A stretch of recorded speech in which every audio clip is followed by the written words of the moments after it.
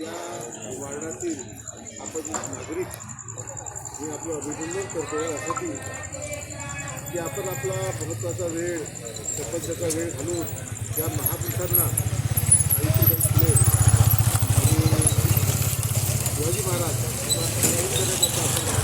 आला हा समारंभ या ठिकाणी आयोजित केला त्याबद्दल मी आपलं सर्वांचं अभिनंदन करतो आणि या महापुरुषांना अभिनंदन करतो.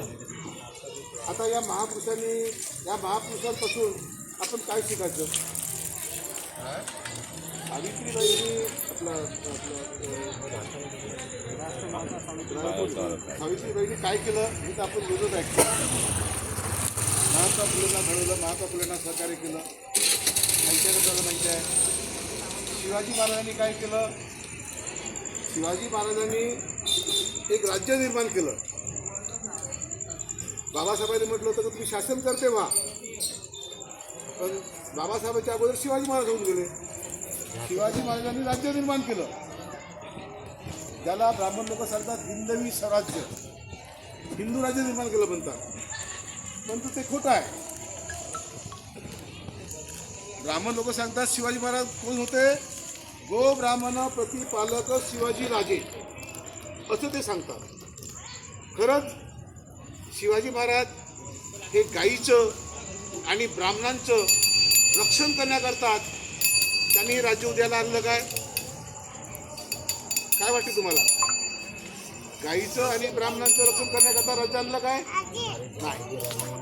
शिवाजी महाराजांनी त्यांच्या सैन्यामध्ये महार असो, मांग असो, चांभार असो, कुंदी असो, तेली असो, बहुजन समाजा कोणताही मनुष्य त्यांनी आपल्या सैन्यात घेतला आणि महार पण त्याच्या सैन्यात होते.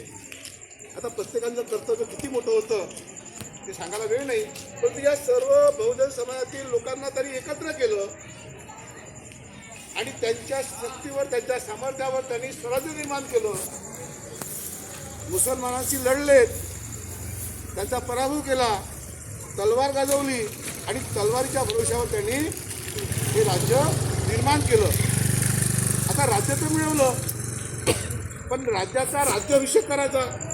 जसं आमदार खासदार निवडून जातो ना, आपण निवडून जातो ना, मग त्यांचा राज्याभिषेक होतो. म्हणजे राज्याभिषेक म्हणजे त्यांना राष्ट्रपतीसमोर किंवा राज्यपालासमोर शपथ घ्यावी लागते, एक सोहळा होतो.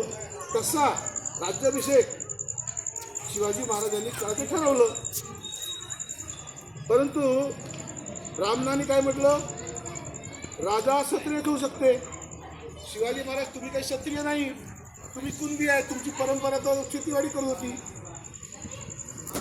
त्याच्यामुळे तुम्ही शूद्र आहात, तुम्हाला राजा होता येत नाही.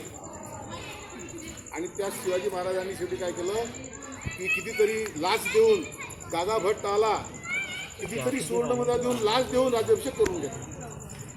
म्हणजे हा इतिहास आहे. म्हणजे या देशातील जे जे काही दलित, ओबीसी, बहुजन समाजाचे लोक आहेत, यांना राज्यकारभार करता येत नाही, राजा होता येत नाही, अशा प्रकारची व्यवस्था ह्या देशामध्ये होती. पण या व्यवस्थेच्या विरोधात महात्मा ज्योतिराव फुले, सावित्रीबाई फुले यांनी संघर्ष केला आणि त्यांना गुरु मानून बाबासाहेब आंबेडकरांनी सर्व राजेशाही संपवली. तर राजा हा राजाच्या पोटातून, राणीच्या पोटातून जन्माला होतो. तर बाबासाहेबांनी संपूर्ण जनतेच्या मतातून या देशाचा राजा निर्माण होईल अशा प्रकारचं संविधान, अशा प्रकारचे कायदे लिहिले. आणि आज आपल्याला आपल्या मतातून आपल्याला आपला बाबासाहेब सांगितलं तुम्ही राज्यकर्ते व्हा, शासनकर्ती जमात. तर शासनकर्ती जमात बनायची असेल तर काय पाहिजे? मतं मिळवण्यासाठी पक्ष पाहिजे ना. तर पक्ष पाहिजे.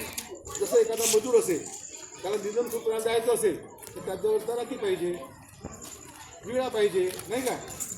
मेकॅनिक असेल त्याच्यावर ते पाना पाहिजे. काय तर तसंच राज्य निर्माण शेतकरी असेल त्याच्यावर बैलजोडी पाहिजे, त्याच्यावर नागर वखर पाहिजे ना. तसंच तुम्हाला शासन करते बाबासाहेब म्हणतात, तर तुमच्यावर काय पाहिजे? पक्ष पाहिजे, संघटन पाहिजे. तर अशा प्रकारचं पक्ष आणि संघटन निर्माण करण्याचं काम बाबासाहेबांनी रिपब्लिकन पक्ष निर्माण केला. परंतु हा रिपब्लिकन पक्ष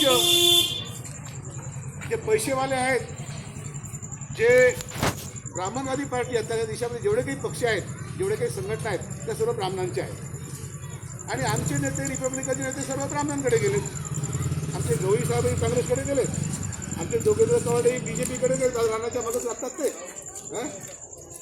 आणि आमचे जेवढे काही नेते आहेत ते सर्व तिकडेच गेले. त्याच्यामुळे आपल्याला स्वतःचा एक पक्ष पाहिजे होता. तो पक्ष मान्य शिवाजींनी बहुजन समाज पार्टी आपल्याला बनवून दिली. आता पक्ष म्हटलं तर त्याची काही पात्रता असते, त्याची काही निकष आहेत संविधानानुसार, कायद्यानुसार. तो पक्ष कमीत कमी 5 राज्यामध्ये 5% मतं त्याच्या पाठीमागं पाहिजेत, तर त्याला राष्ट्रीय पक्ष म्हणतात.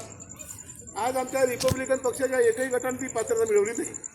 तर बहुजन समाज पार्टीनं भारतातील अनेक राज्यामध्ये, हरियाणा आहे, मध्य प्रदेश आहे, पंजाब आहे, उत्तर प्रदेश आहे, बिहार आहे, राजस्थान आहे, तामिळनाडू आहे, कर्नाटक आहे, जम्मू काश्मीर आहे, सर्व राज्यामध्ये हा पक्ष आहे बहुजन समाज पार्टी. आणि त्याच्यामागं 5% लोक पण आहेत, म्हणून तो राष्ट्रीय पक्ष आहे. आज ब्राह्मणांचे 5 पक्ष आहेत आणि बहुजन समाज पार्टी हा 6वा पक्ष आहे. तर आज आपण सर्व लोकांनी बाबासाहेबांना जे सांगितलं की सत्ता जरी बना, तर त्याकरता आपण बहुजन समाज पार्टीच्या पाठीमागं असलं पाहिजे. आणि बहुजन समाज पार्टीचे आता जे काही नगर परिषद म्हणून उभे राहतील, जिल्हा परिषद सदस्य म्हणून उभे राहतील, किंवा आमदार खासदार म्हणून जे उभे राहतील, त्यांच्याच पाठीमागं आपण आपलं मतदान केलं पाहिजे. तर आपण या चळवळीचे, या महापुरुषाचे खरे पाईक होऊ, एवढं मला सांगायचं आहे. आणि वेळ झाल्यामुळे मलाही आता दुसरे कामं असल्यामुळे याच्यापेक्षा जास्त सांगू शकत नाही. आपण एवढं काम करावं म्हणजेच आपण ही श्रद्धांजली आपण त्यांना देतो, त्यांचं स्वप्न आपण साकार करत आहोत, हे पूर्ण होईल. धन्यवाद.